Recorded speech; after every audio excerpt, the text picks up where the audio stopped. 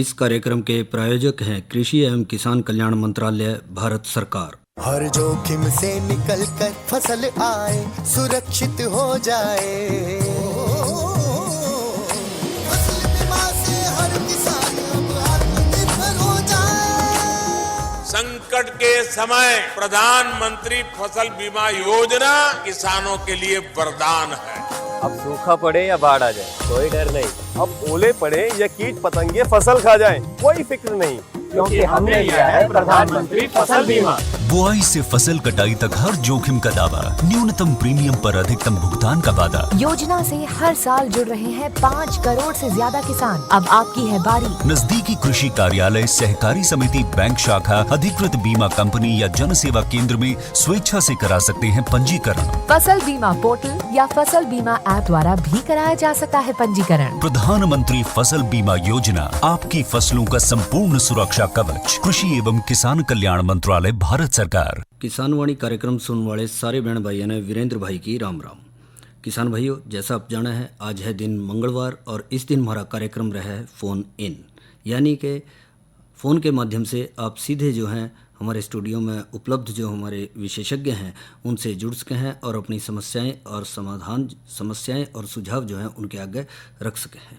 तो आज का फ़ोन इन के लिए जो हमारा फ़ोन नंबर है, किसान भाई वो नोट कर लें। फ़ोन नंबर रहेगा 01744221322। फ़ोन नंबर एक बार फिर नोट कर लें। फ़ोन नंबर है 01744221322। और आज के हमारे फ़ोन इन कार्यक्रम का विषय रहेगा आलू की बिजाई में सावधानियां, और इस बारे में हमें जानकारी दे रहे हैं डॉक्टर विनोद कुमार, उपमंडल कृषि अधिकारी, चीका, जिला कैथल से। और इनसे बातचीत कर रहे हैं विनोद भाई। सारे बाण भाइयों ने विनोद भाई की राम राम। किसान भाइयों, आज है दिन मंगलवार और कार्यक्रम है फ़ोन इन, और फ़ोन इन कार्यक्रम का आज का विषय है आलू की बिजाई में सावधानियां। और इस विषय में हम बातचीत कर रहे हैं डॉक्टर विनोद कुमार जी से। आप उपमंडल कृषि अधिकारी, चीका, जिला कैथल में कार्यरत हैं। डॉक्टर साहब, आपका कार्यक्रम में स्वागत है। बहुत बहुत धन्यवाद विनोद भाई। डॉक्टर साहब, खरीफ की फसल की कटाई के बाद और जो कटाई चल भी रही है उसके साथ साथ जो है खेत खाली होने शुरू हो गए हैं। तो खेत जो खाली हैं उसमें ज़्यादातर किसान भाई जो है आलू की बिजाई करने की तैयारी कर रहे हैं। तो आलू की बिजाई का डॉक्टर साहब सही समय क्या रहेगा?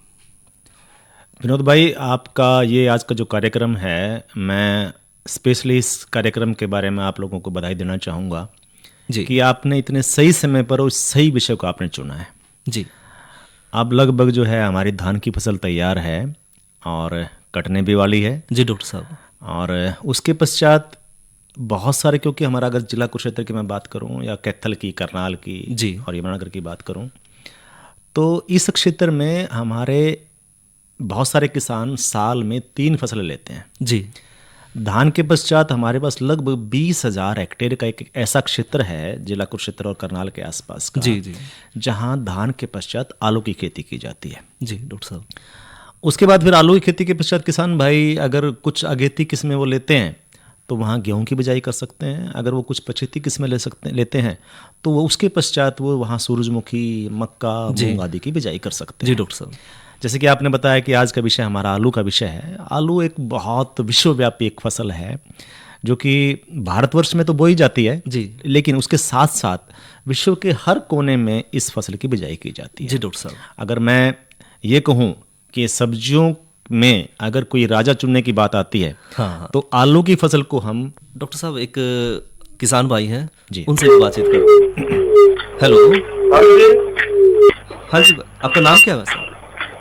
हेलो जी। हेलो, हाँ जी, हाँ बोलिए। आपका नाम? नाम इकबाल सिंह है जी। अच्छा, कहाँ से बोल रहे हो आप? लोहारा गोवा जी। जी, अच्छा डॉक्टर साहब से पूछिए, क्या पूछना चाह रहे हैं आप? आलू के बारे में पूछ रहे सर जी। हाँ हाँ, पूछिए जी, पूछिए। आलू खेत हो रहा जी खाली जी, इस बार कौन कौन सी खाद खेतनी पड़ेगी जी? खाद कौन कौन सी डालनी है आपको इसमें? आप एक ना थोड़ा अपना माइक से थोड़ा दूर करो। अच्छा जी। हाँ, और जहाँ आपका रेडियो चल रहा है थोड़ा दूर हट जाओ आप। आपकी आवाज गूंज रही है। हाँ जी। हाँ, आप बताइए आप क्या पूछना चाह रहे हो आप? कितने गिरा है कितने वाली? इसमें देखो ऐसा है कि हमारा जो कृषि विभाग का या कृषि वैज्ञानिकों की जो सिफारिशें हैं, उन सिफारिशों में तो हम ये कहते हैं कि आप लगभग 20 टन तो गोबर की सड़ी खाद डालो। ठीक है जी सर जी। ठीक है, लगभग 150-2 कट्टे आप डीएपी के डालो, ठीक है। लगभग 1 कट्टा आप यूरिया का डालो, और लगभग अच्छा जी। 1 कट्टा पोटाश का जब लगाने से पहले डाल दो। लेकिन ठीक क्योंकि है, यहाँ आसपास के जो क्षेत्र है हमारा, उसमें जो कृषि विभाग की या कृषि वैज्ञानिकों की जो सिफारिशें हैं, खासकर खाद के बारे में, डीएपी के बारे में, वो किसान की आम प्रैक्टिस से मेल नहीं खाती।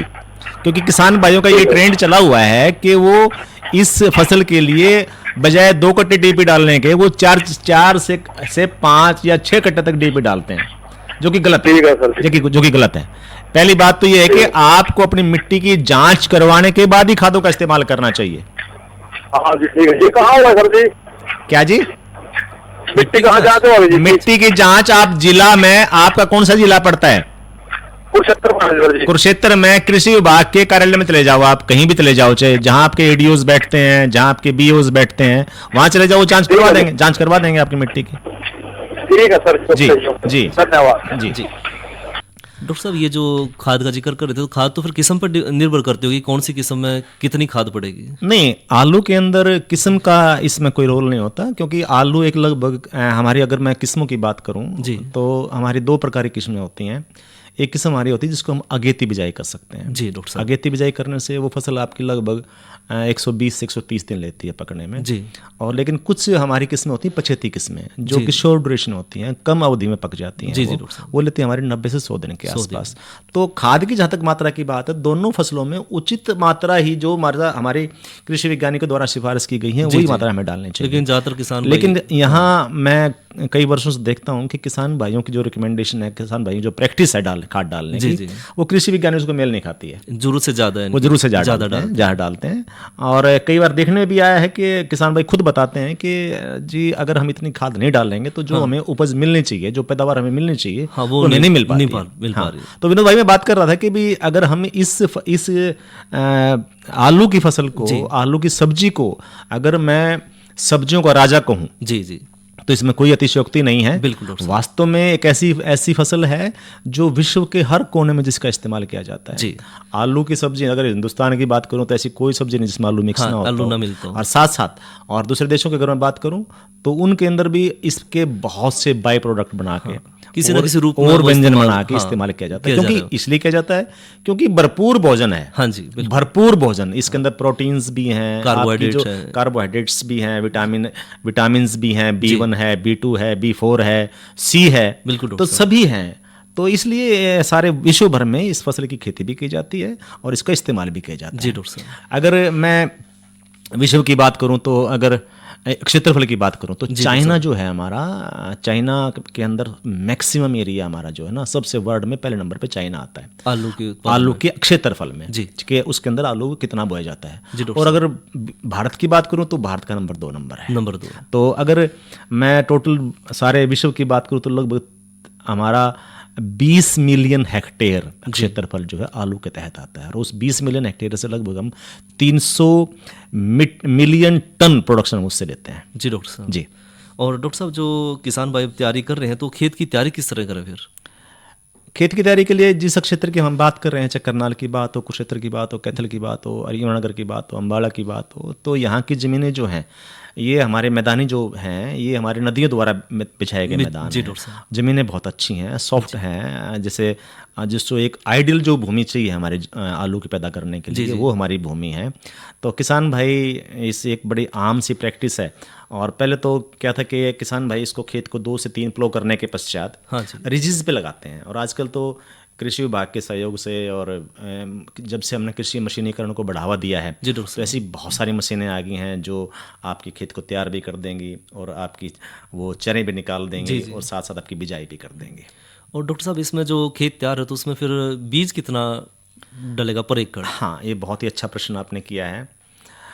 किसान भाई 2 तरीके से बीज की बिजाई करते हैं, 2 तरीके का बीज इस्तेमाल करते हैं। एक तो वो जैसे छोटा जिसको बोलते हैं, वो गुल्ला बोलते हैं, गुल्ला छोटा आलू जो होता है, हाँ लगभग 50 से 60 ग्राम का अगर आलू होता है, जी जी डॉक्टर साहब, तो वो उसको एज सच उसकी बिजाई कर देते हैं। जी।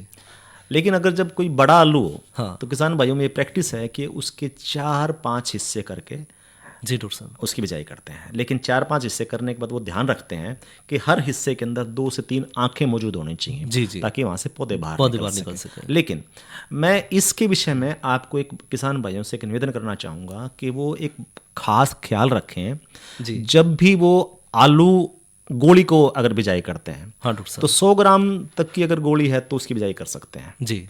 लेकिन अगर 100 ग्राम से बड़ा आलू है तो उसके वो आलू के 4 हिस्से कर सकते हैं, आंखें देख के, जी, तो उसकी बजाय कर हाँ, सकते हैं। आंख महत्वपूर्ण है कि आंख जरूर उसमें होनी चाहिए। अगर आंख नहीं होगी तो वो वेस्ट हो जाएगा जी। आपका। साथ साथ आपको बिजाई के समय आंख का और गोली का, या टुकड़े का या गोली का भी आपको ध्यान रखना है। गोली में थोड़ा टेम्परेचर हाई भी हो जी डॉक्टर साहब, तो वो चल सकता है, लेकिन जहाँ कटा हुआ आलू होगा, अगर वहाँ टेम्परेचर हमारा एवरेज टेम्परेचर से 25-26 डिग्री से एवरेज से फालतू होगा, हाँ जी, तो वहाँ उस बीज में पटाखा मारने की संभावना बढ़ जाती है। पटाखा मारना क्या होता है? गड़ना, हाँ, कि वो आपका वहाँ बीज गड़ जाएगा और पटाखा मार जाएगा, वो उसकी जर्मिनेशन नहीं हो पाएगी। जी डॉक्टर साहब, जी। और डॉक्टर साहब इसमें जो खाद की अगर बात करें तो वैसे तो किसान भाई ने पूछा था, फिर भी एक बार खाद का दोबारा जिक्र कर मैं एक उससे पहले, क्योंकि हमने अभी बीज की बात करी, तो बीज का एक बहुत ही एक मुख्य विषय आपने छोड़ दिया कि हमें बीज का उपचार कैसे करना चाहिए। हाँ जी, बीज का उपचार हमें क्यों करना चाहिए? बहुत सारी बीमारियां जो हैं, अगर हम अपने बीज का फसल चाहे कोई भी हो, जी डॉक्टर साहब, चाहे हमारे धान की हो चाहे हमारी सब्जियों की हो, अगर हम पहले बीज का उपचार कर देते हैं तो हम इस बात को सिक्योर कर लेते हैं कि हमने लगभग 90-95% बीमारियों की रोकथाम ऑलरेडी कर दी है। जी। तो आलू के लिए भी बीज उपचार बहुत महत्वपूर्ण उपचार है। डॉक्टर साहब, एक हमारे किसान भाई हैं जी, उनकी बार कॉल ले ले। जी। हेलो, नमस्कार जी। नमस्कार जी। हाँ जी भाई साहब, नाम क्या? नाम आपका? हाँ जी, मेरा नाम प्रेम सिंह है जी, गाँव सारसा जी। अच्छा जी, क्या प्रश्न आपका? तो ये पूछ रहे कौन सी किस्म आजकल जो गर्मियाँ का टाइम है, बार कौन सी किस्म ठीक रहा जी? आलू की कौन सी किस्म बढ़िया रहेगी? आलू के लिए जी। हाँ, कहाँ से बोल रहे हो आप? ये गाँव सारसा है जी, कुरुक्षेत्र में। सारसा से बोल रहे हो आप? क्या शुभ नाम है आपका? बलदेव सिंह प्रजापति। दलेल सिंह जी? अंग्रेज सिंह? नहीं, बलदेव। हाँ चलो, उसमें ऐसा है कि हाँ बलदेव जी, ऐसा है हमारे पास ना आलू की बहुत सारी किस्में मौजूद हैं। चाहे उसमें आपकी, अगर आपने कोई अगेती बिजाई आपने करनी है तो उसके लिए सबसे बेस्ट जो वैरायटी हमारे पास कुफरी सिंदूरी आती है। कुफरी सिंदूरी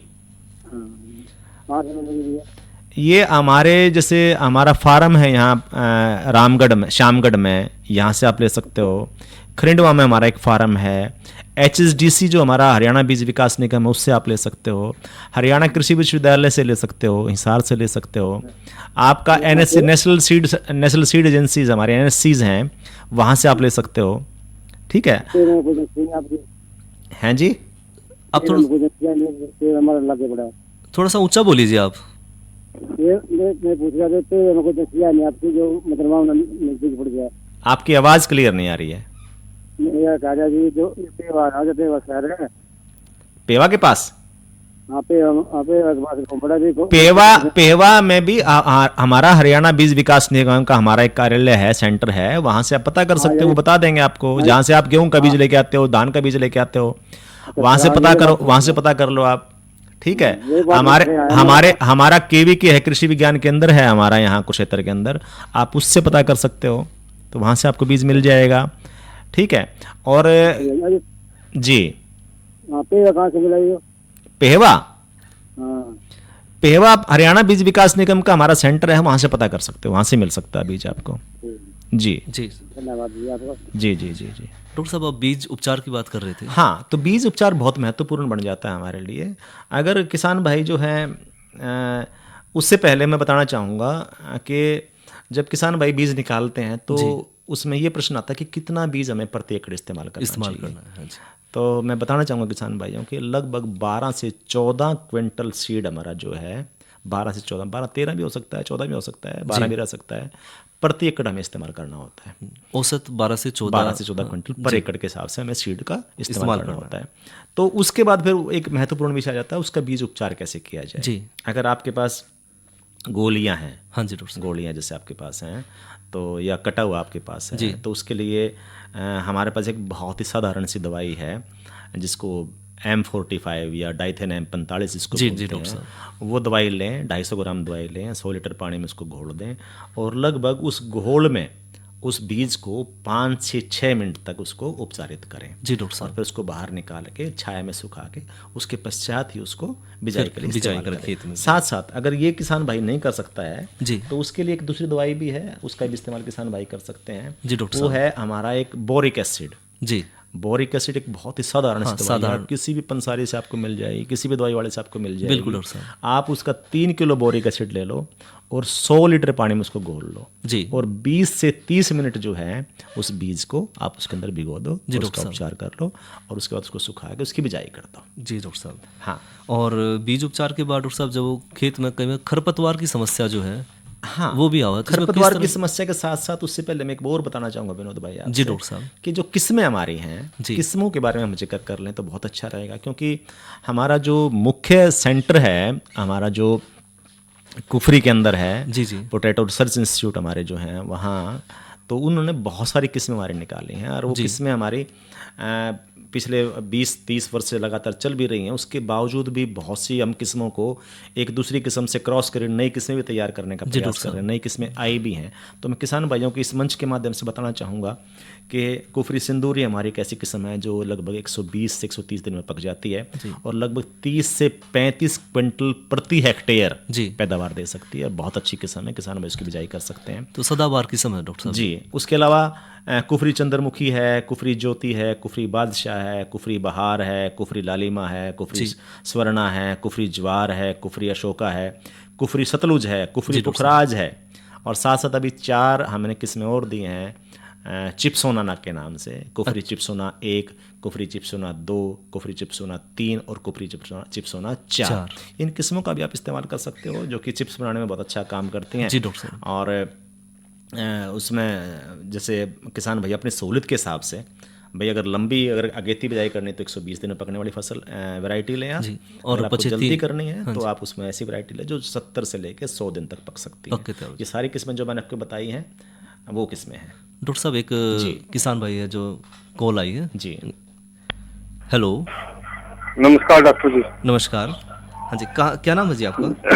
राम सूखा सर लंबरदार। कहाँ से बोल रहे हो जी? ये जो आलू लगाते हैं जी, इसमें मरोड़ी आवाज, इसकी दवाई क्या होती है डॉक्टर जी? मरोड़ी हाँ, के लिए? हाँ मैं बताता हूँ आपको। जब आपकी फसल 1 महीने के आसपास हो जाती है, 1-1.5 महीने के आसपास, हाँ जी। पत्ते निकल जाते हैं, तो उस समय अगर थोड़ा तापमान ज्यादा होगा ना तो हाँ जी, हाँ जी। पत्ते के नीचे हिस्से पे छोटे छोटे मच्छर आ जाते हैं, हाँ जी। जिनको हम सफेद मक्खी बोलते हैं, या कई बार हरा तेला भी हो जाता है। वो हरा तेला जो है हमारे पत्ते का निचले हिस्से से रस चूसता है और रस चूसने से पत्ता हमारा कड़ा हो जाता है और पत्ता हमारा सिकुड़ जाता है। तो उसके लिए अगर आपको कभी ऐसा नजर आए कि जब आप पौधे को हिलाते हो तो वहां सफेद सफेद सी अगर मक्खियां उड़ती हैं या हरा हरा तेला आपको दिखता है तो फौरन आप जो है उसमें दवाई का इस्तेमाल करो।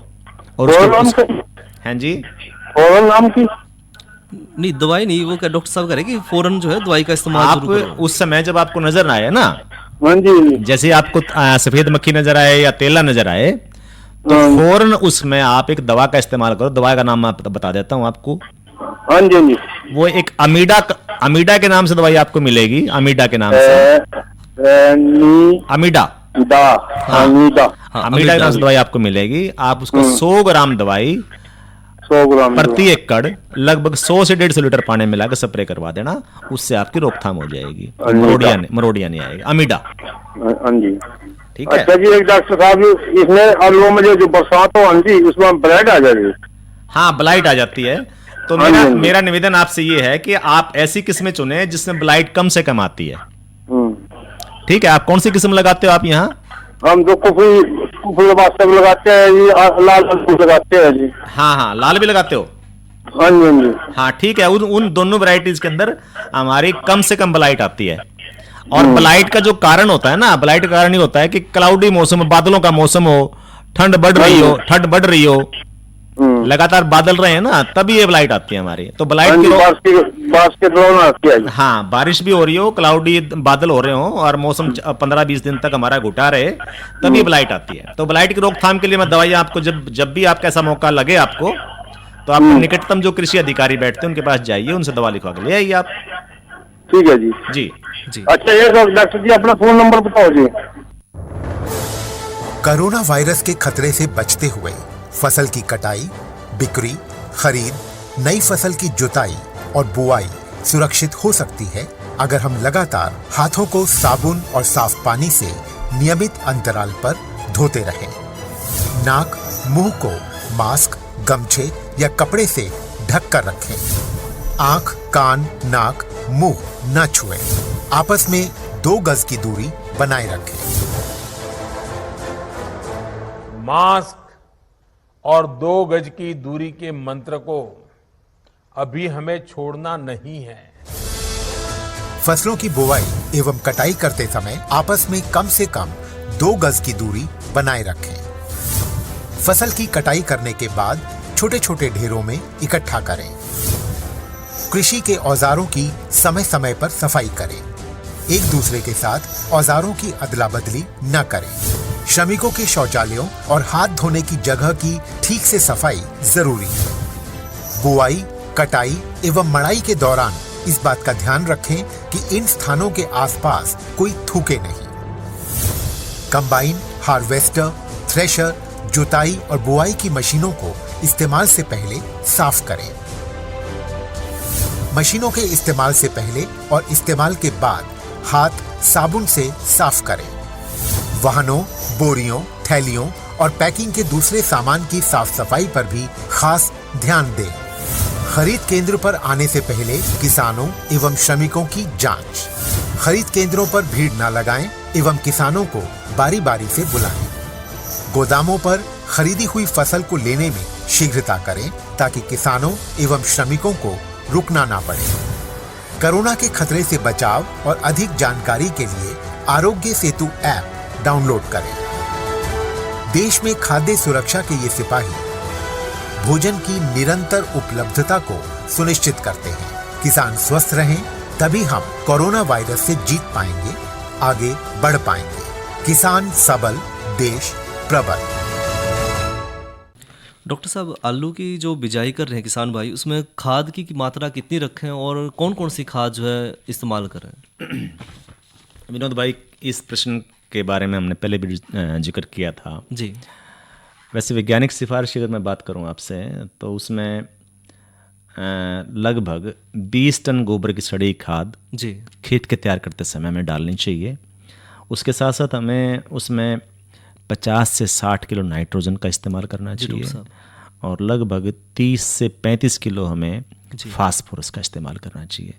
साथ साथ एक संतुलित खादों का प्रयोग करना चाहिए। संतुलित खादों में ये है कि भी नाइट्रोजन भी डाली जाए, फास्फोरस भी डाली जाए और पोटाश का भी इस्तेमाल किया जाए। तो जहाँ तक पोटाश की बात है, पोटाश एक बहुत महत्वपूर्ण तत्व है जो कि पौधे के बहुत सारे हार्मोन्स को रेगुलेट करता है। जी डॉक्टर साहब। तो पोटाश की भी कृषि वैज्ञानिकों द्वारा ये सिफारिश की गई है कि 40 से 50 किलो प्रति एकड़ जो है पोटाश का भी इस्तेमाल करना चाहिए। जी जी।